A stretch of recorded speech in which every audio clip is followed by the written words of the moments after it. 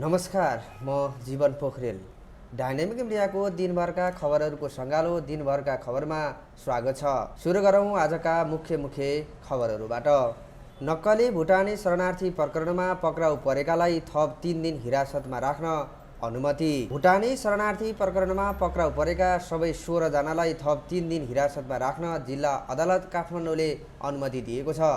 सरकारी वकिलको कार्यालयका प्रमुख एवं महान्यायाधिवक्ता अच्युतमणि नेउपानेका अनुसार 3 दिन हिरासतमा राख्न अदालतले अनुमति दिएको हो।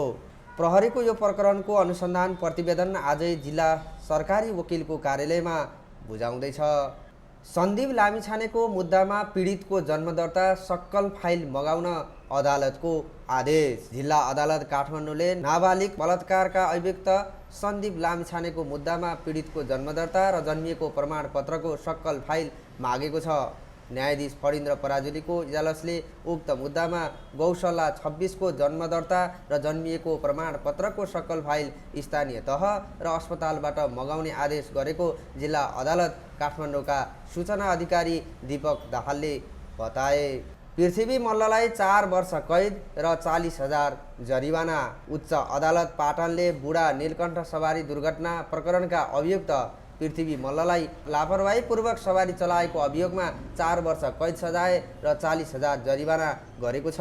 आइतबार न्यायाधीश राजेन्द्र खरेल र जगदीश घिमिरेको इजलासले मल्ललाई उक्त कसुरमा 4 वर्ष कैद र 40,000 जरिवाना सुनाएको उच्च अदालतकी प्रवक्ता मन्दिरा साईले जानकारी दिइन्।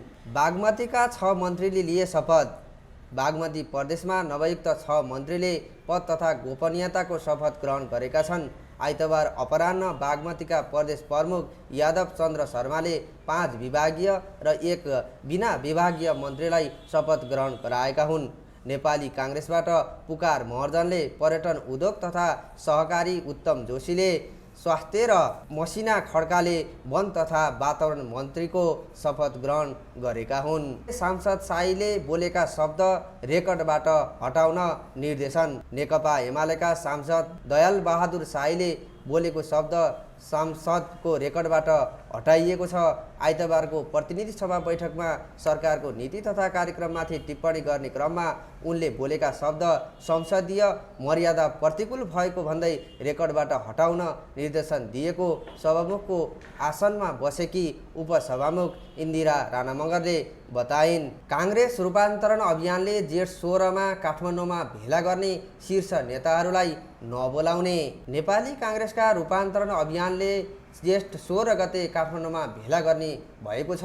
आइतबार 32 पुतलीको अनुपम फुडल्यान्डमा भएको बागमती प्रदेश भेलाले जेठ 16 मा कार्यक्रम गर्ने निर्णय गरेको हो। नेता जगदीश्वर नरसिंह केसीले काङ्ग्रेस रूपान्तरणका गर्न प्रदेश र जिल्लाहरूमा कार्यक्रम गर्न लागि बताए। प्रधानमन्त्रीलाई ओलीको आग्रह, नीति कार्यक्रम फिर्ता लिनुहोस् नत्र छक्का हानेर रिङ आउट। प्रमुख प्रतिपक्षी दलका नेता केपी शर्मा ओलीले नीति कार्यक्रमले मुलुकको मौजुदा समस्या समाधान नगर्ने भन्दै फिर्ता लिन आग्रह गरेका छन्। आइतबार संसदमा नीति तथा कार्यक्रममाथि टिप्पणी गर्दै उनले अरू दललाई पनि समर्थन नगर्न आग्रह गरे। लामो व्याख्या गर्दै सरकारले आफ्नो पालामा ल्याएको कार्यक्रम नियतवश हटाएको भने। मैले यति लामो समय लिएर व्याख्या गर्नुको कारण म अरू पार्टीलाई पनि समर्थन नगर्न आग्रह गर्छु। देशप्रति जिम्मेवार भएर सोच्न आग्रह गर्छु। 1 वर्ष बर्बाद भयो। यो नीति कार्यक्रमले अब हुनेवाला केही छैन। यो पारित गर्न योग्य छैन, पारित गर्न हुँदैन उनले भने। राजधानी विभाग पुगेर परराष्ट्र मन्त्री साउदले भने सेवाग्राहीका काममा ढिला सुस्ती नहोस्। परराष्ट्र मन्त्री नारायण प्रकाश साउद एनपीले राजधानी विभागको निरीक्षण गरेका छन्। काठमाडौँको त्रिपुरेश्वर स्थित विभागमा आइतबार पुगेर मन्त्री साउदले सेवाग्राहीका काममा ढिला सुस्ती नगर्न निर्देशन दिएका हुन्। उनले महानिर्देशक सुरेन्द्र यादवलाई सेवाग्राहीका काम समयमै गर्न निर्देशन दिएको उनको सचिवालयले जनाएको छ। भुटानी शरणार्थी प्रकरणमा कसैसँग सम्झौता हुँदैन, महरा। नेकपा माओवादी केन्द्रका प्रवक्ता कृष्णबहादुर महराले भुटानी शरणार्थी प्रकरणमा कसैसँग सम्झौता नहुने बताएका छन्। पार्टी केन्द्रीय कार्यालय प्रिस डाँडामा आयोजित पत्रकार सम्मेलनमा बोल्दै महराले कुनै पार्टी वा नेतासँग भुटानी शरणार्थी प्रकरणमा सम्झौता नहुने बताए। बालकृष्ण खाँडलाई जोगाउन काङ्ग्रेसभित्र लबिङ, महेन्द्र यादवले बढाए शीर्ष नेतामाथि दबाव। नेपाली काङ्ग्रेसका सहमहामन्त्री महेन्द्र यादवको दिनचर्या फेरिएको छ। नक्कली भुटानी शरणार्थी प्रकरणमा काङ्ग्रेस प्रभावशाली नेता बालकृष्ण खाँड 27 वैशाखमा पक्राउ परेपछि सहमहामन्त्री यादव शयनमा बस्न सकेका छैनन्। पूर्व गृहमन्त्री खाँडका विश्वासपात्र यादव उनको प्रतीक्षाका लागि दिलो ज्यान लिएर लागेको देखिन्छ। पार्टीभित्र र बाहिर खाँडको बचाउमा उनी खर रूपमा उत्रिएका छन्। यादवले भने बालकृष्ण दाई निर्दोष हुनुहुन्छ, उहाँलाई फसाउन खोजिँदैछ भनेर मैले पार्टीका नेताहरूलाई जानकारी गराउने काम गरेको हुँ। ओलीले सुझावभन्दा धेरै इगो र कुण्ठा पोख्नुभयो। भेटमणि चौधरी नेकपा एकीकृत समाजवादीका पोलिट ब्युरो सदस्य एवं पूर्व मन्त्री भेटमणि चौधरीले एमाले अध्यक्ष केपी शर्मा ओलीले संसदमा सुझावभन्दा धेरै इगो र कुण्ठा मात्रै पोखेको बताएका छन्। सामाजिक सञ्जाल फेसबुकमा लेख्दै चौधरीले घण्टा 55 मिनट नीति तथा कार्यक्रमका विषयमा प्रवचन मात्रै दिएको बताए। बचतकर्ताको पैसा फिर्ता गर्न नसकेपछि मेयर फरार।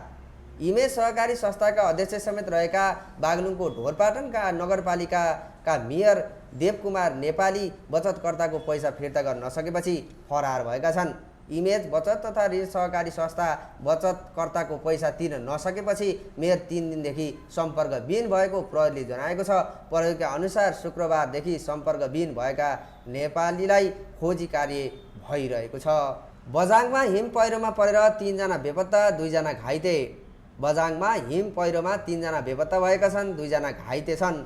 आइतबार बिहान सुरुमा गाउँपालिका 2 को धानसेरा भन्ने ठाउँमा हिम पहिरो जाँदा 3 जना बेपत्ता र 2 जना घाइते भएको खबर आएको जिल्ला प्रहरी कार्यालय बझाङका प्रमुख प्रहरी नायब उपरीक्षक डिएसपी ज्ञानेश्वर भण्डारीले बताए। नीति तथा कार्यक्रमबाट संघीयता हटाउनुपर्छ, चित्रबहादुर केसी। राष्ट्रिय जनमोर्चाका अध्यक्ष तथा सांसद चित्रबहादुर केसीले संहिताको खारेज गर्ने कुरा सरकारको नीति तथा कार्यक्रममा राख्नुपर्ने बताएका छन्। आइतबार प्रतिनिधि सभा बैठकमा सरकारको आर्थिक वर्ष 2080-81 को नीति तथा कार्यक्रममाथिको छलफलमा भाग लिँदै अध्यक्ष केसीले संहिता खारेजीको कुरा सरकारको नीति कार्यक्रममा उल्लेख हुनुपर्ने बताएका हुन्। उनले नेपालमा संहिता विरुद्धको जनमत तयार भइरहेको पनि बताए। श्रमजीवी पत्रकारको न्यूनतम तलब 40% बढाउन सिफारिस। न्यूनतम पारिश्रमिक निर्धारण समितिले पत्रकार, कर्मचारी र कामदारहरूको न्यूनतम तलबमान 40%ले बढाउन सिफारिस गरेको छ।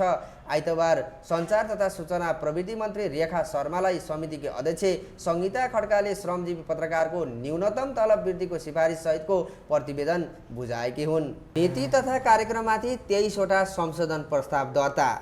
आगामी आर्थिक वर्ष 2080-81 को नीति तथा कार्यक्रममाथि प्रतिनिधि सभामा 20 र राष्ट्रिय सभामा 3 वटा संशोधन प्रस्ताव दर्ता भएको छ। सभामुख देवराज घिमिरेले प्रतिनिधि सभामा 20 वटा संशोधन प्रस्ताव दर्ता भएको जानकारी दिए। उनका अनुसार नीति तथा कार्यक्रमका विभिन्न बुँदामा संशोधन प्रस्ताव सहितको सूचना दर्ता भएको छ। प्रधानाध्यापकलाई राजनीतिक दलको जिम्मेवारी दिएकोमा निर्वाचन आयोगले सोध्यो स्पष्टीकरण। निर्वाचन आयोगले विश्वविद्यालयका प्रधानाध्यापकहरू राजनीतिक दलमा आबद्ध भएको सम्बन्धमा सम्बन्धित राजनीतिक दल, प्रधानाध्यापक र विश्वविद्यालयलाई पत्रचार गरी जवाफ माग गरेको छ। केही राजनीतिक दलले विश्वविद्यालयका प्रधानाध्यापकलाई केन्द्रीय सदस्य, महाधिवेशन प्रतिनिधि तथा महासमिति सदस्य बनाएको भन्दै आयोगले पत्रचार गरी स्पष्टीकरण सोधेको हो। राजवंशी कोटामा जापान लैजाने भन्दै ठगी गर्ने गिरोहका नाइके पक्राउ। राजवंशी कोटामा वैदेशिक रोजगारीका लागि जापान लैजाने भन्दै ठगी गर्ने गिरोहका नाइकेलाई मोरङ प्रहरीले आइतबार नियन्त्रणमा लिएको छ।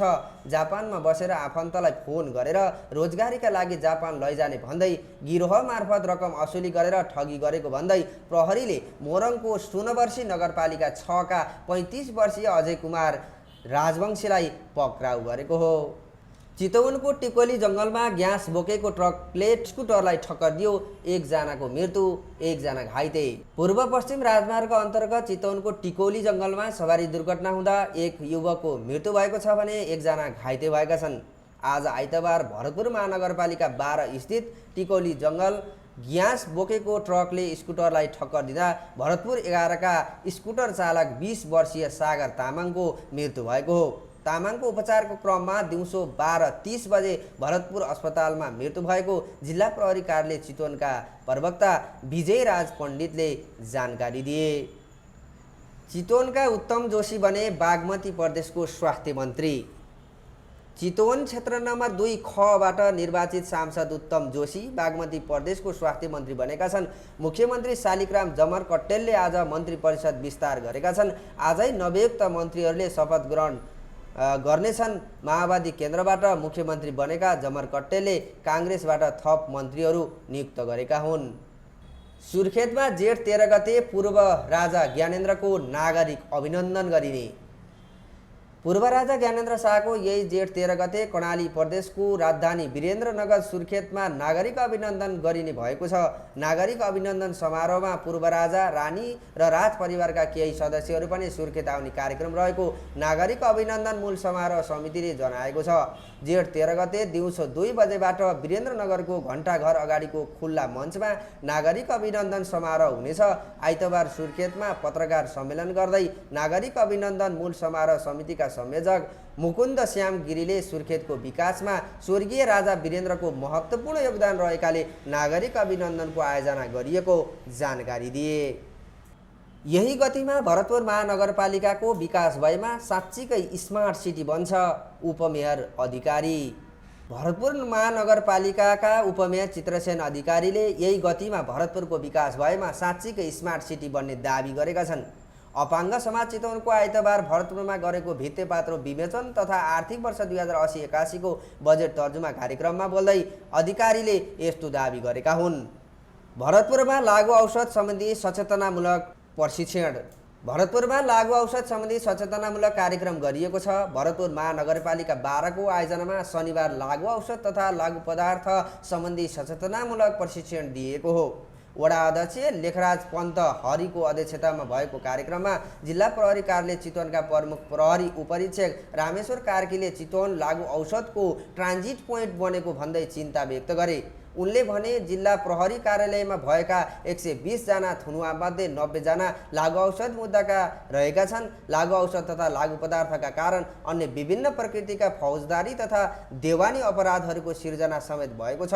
शान्त र सुरक्षित समाज निर्माणका लागि आम समुदाय प्रहरीको सहकार्य र समन्वय आवश्यक रहेकोले नागरिकका तर्फबाट सही सूचना सहितको सहयोग आवश्यक छ। दुम्कीबासको क्याफेमा आगलागी 12 लाख बढीको क्षति। पूर्वी नवलपरासीको विनय त्रिवेणी 1 दुम्कीबासको गिल्ली क्याफेमा आगलागी भएको छ। आगलागीबाट क्याफे जलेर नष्ट भएको र 12 लाख बढीको क्षति भएको जिल्ला प्रहरी कार्यालय नवलपुरका प्रहरी नायब उपरीक्षक सन्तोष पाठकले जनाए। थमन बहादुर गुरुङले सञ्चालन गर्दै आएको क्याफेमा आगलागी भएको हो। राति पौने 12 बजेतिरबाट आगलागी भएको हो। 10 महिनामा आधा पनि खर्च भएन पुँजीगत बजेट। चितवनमा चालु आर्थिक वर्ष 2079-80 सकिन 2 महिना मात्रै बाँकी रहँदा पुँजीगत बजेट आधा पनि खर्च हुन सकेको छैन।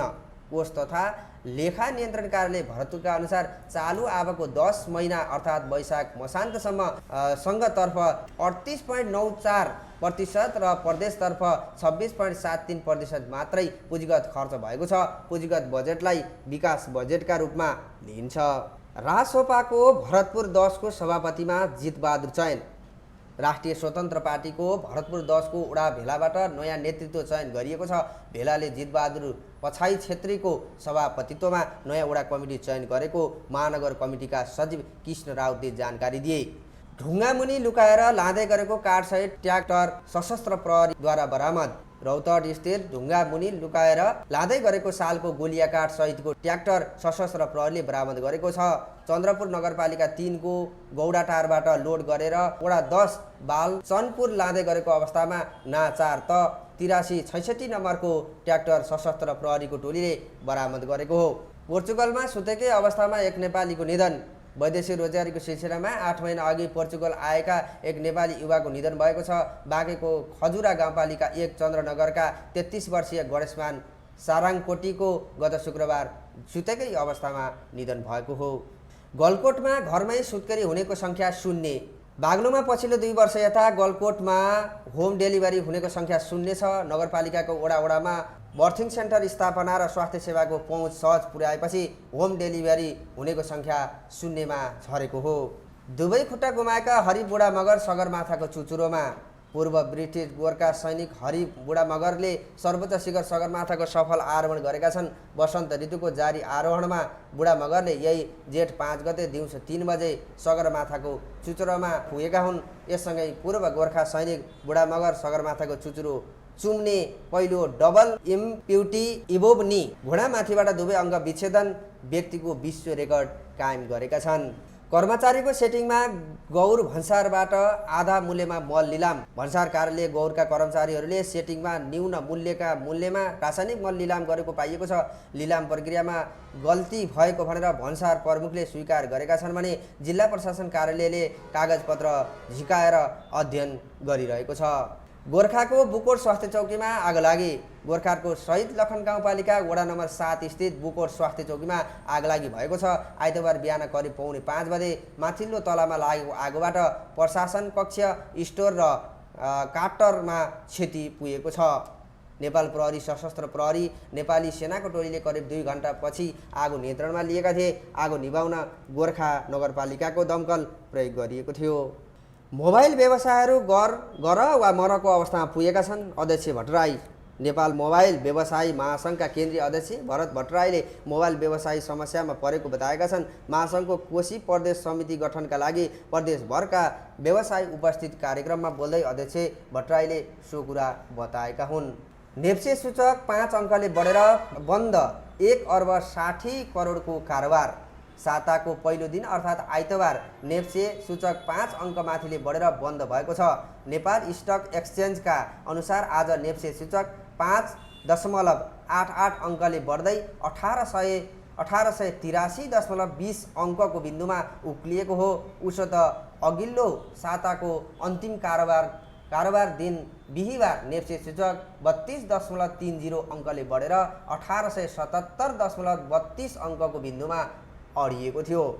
अप्पर स्याङ्गे हाइड्रो पावरको आइपिओ 1 सातादेखि बिक्री खुल्ला। अप्पर स्याङ्गो हाइड्रो पावरले जेठ 1 गतेदेखि आइपिओ बिक्री खुल्ला गरिरहेको छ। यस कम्पनीले आयोजना प्रभावित क्षेत्रमाका स्थानीय बासिन्दा तथा वैदेशिक रोजगारीमा रहेका नेपालीहरूका लागि आइपिओ निष्कासन गरेको हो। कम्पनीले जारी पुँजी 22 करोड रुपियाँको 2 करोड 20 लाख रुपियाँ बराबरको आइपिओ स्थानीय बासिन्दाहरूका लागि जारी गरेको हो। प्रिमियर लिग जितेपछि म्यानचेस्टर सिटी थप 2 उपाधिको प्रतीक्षामा। इङ्ग्लिस प्रिमियर लिगमा शनिबार राति आर्सेनल र नटिङहम फरेस्टबीच खेल भयो। उक्त खेलमा नटिङहमले आर्सेनललाई 1-0 गोलले हरायो। तर उक्त खेलको फाइदा भने लिग लिडर म्यानचेस्टर सिटीलाई पुग्यो। कोलकातालाई 1 रनले हराउँदै लखनऊ प्लेअफ चरणमा। अब एक टोलीको टुङ्गो लाग्न बाँकी। Lucknow super giants Indian premier league IPL T20 cricket प्रतियोगिताको प्लेअफ चरणमा पुगेको छ। शनिबार राति खेलिएको खेलमा कोलकाता नाइट राइडर्समाथि 1 रनको रोमाञ्चक जित हासिल गर्दै लखनऊ प्लेअफ चरणमा पुगेको हो। दिनभरका ताजा खबरहरूको सङ्गालो आजलाई यति नै। भोलि फेरि उपस्थित हुने बाचासहित बिदा हुन चाहन्छु। हस्त नमस्कार।